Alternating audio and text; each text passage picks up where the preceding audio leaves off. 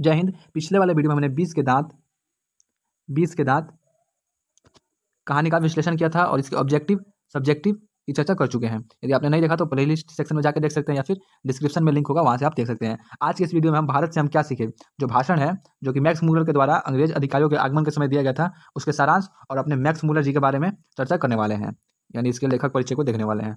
देखिए, Frederick Max Muller इसके लेखक हैं। उन्हें विवेकानंद जी के द्वारा विवेकानंद जी के द्वारा वेदांतियों का वेदांती कहा गया।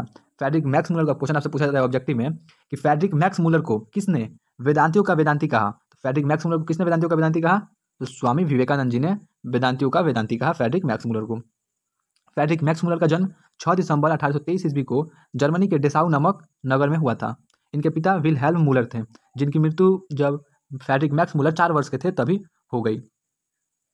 फ्रेडरिक मैक्स मूलर का निधन 28 अक्टूबर 1900 ईस्वी को हो गया था। भाषण अनुवादन, ये जो हमारा भाषण है भारत से हम क्या सीखे, इसका अनुवादन भवानी शंकर त्रिवेदी जी के द्वारा हिंदी में किया गया है। अब देखिए, जो फ्रेडरिक मैक्स मूलर थे वो भारत से काफ़ी प्रभावित हुए थे, इसलिए उन्होंने मेघदूत, हितोपदेश, कंठ और केन आदि काव्यों का जर्मन में अनुवादन करवाया था ये और किया था। यदि आपसे पूछा जाए कि मेघदूत का जर्मन में अनुवादन किसने किया था, तो आंसर लगाइएगा फ्रेडरिक मैक्स मूलर ने। हितोपदेश का फ्रेडरिक मैक्स मूलर ने, कंठ और केन फ्रेडरिक मैक्स मूलर ने। अब हम इसके सारांश को देखते हैं। देखिए, भारत से हम क्या सीखे भाषण फ्रेडरिक मैक्स मूलर के द्वारा भारतीय सिविल सेवा हेतु चयनित युवा अंग्रेज अधिकारियों के आगमन के अवसर पर संबोधित भाषण की श्रृंखला की एक कड़ी है। यानी जो भाषण हमारे बुक में दिया गया है भारत से हम क्या सीखे, ये मैक्स मूलर के द्वारा भारतीय सिविल सेवा हेतु चयनित अंग्रेज अधिकारियों के आगमन के समय पर दिए गए भाषण की एक छोटा सा पार्ट है।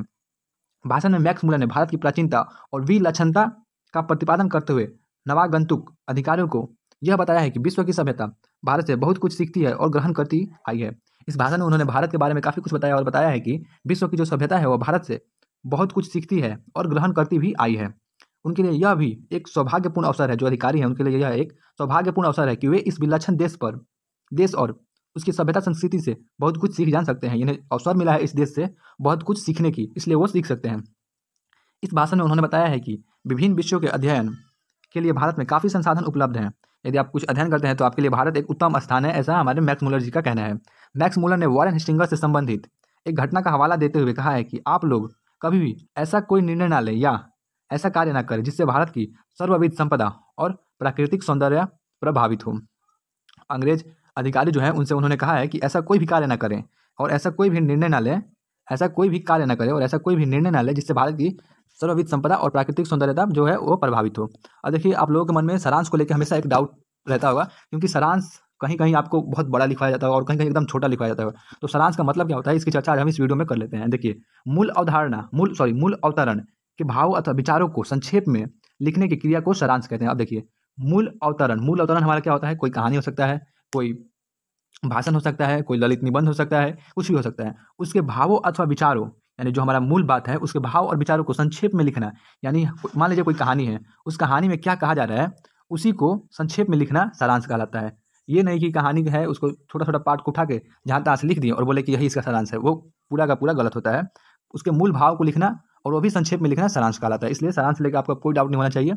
मूल में जो बात विस्तार से कही गई हो, देखिए मूल में जो बात विस्तार से कही गई, सारांश में उतनी ही बात संक्षेप में सार रूप में कहनी या लिखनी पड़ती है। मूलतः जो बात कही गई है कहानी में जो कहा गया है उसी को संक्षेप में लिखना सारांश कहलाता है।